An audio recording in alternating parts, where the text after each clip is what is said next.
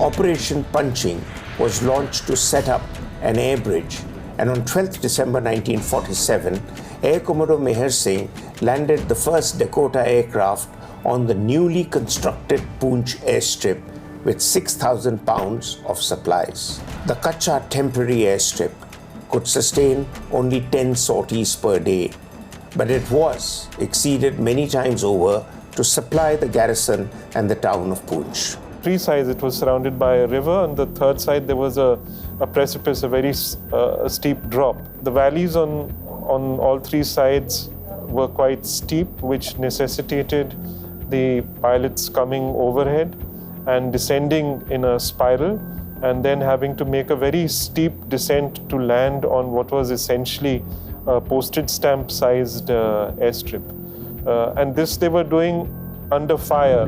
During one of these landings, a Dakota was hit by the enemy's fire.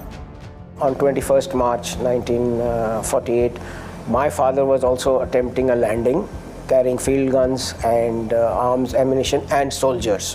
While making his final run to the airfield to land, the howitzers of the Pakistani army opened fire. And as a result of this, his aircraft was hit. The tail was completely blown off. It's like as if it was sheared by a machine, the vertical stabilizer as they call it.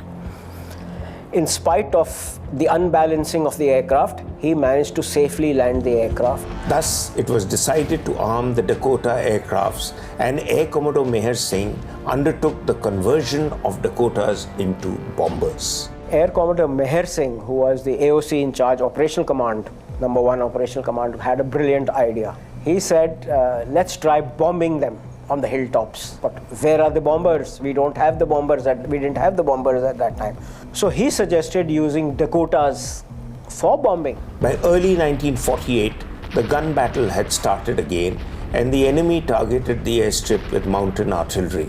Brigadier Preetham Singh requested for artillery guns which could push the enemy further away, and the Indian Air Force once again came to its rescue. 4 Dakotas loaded with 4 25-pounder guns took off from Jammu, and Air Commodore Meher Singh achieved the unimaginable and delivered the guns unseen by the enemy perched on hilltops.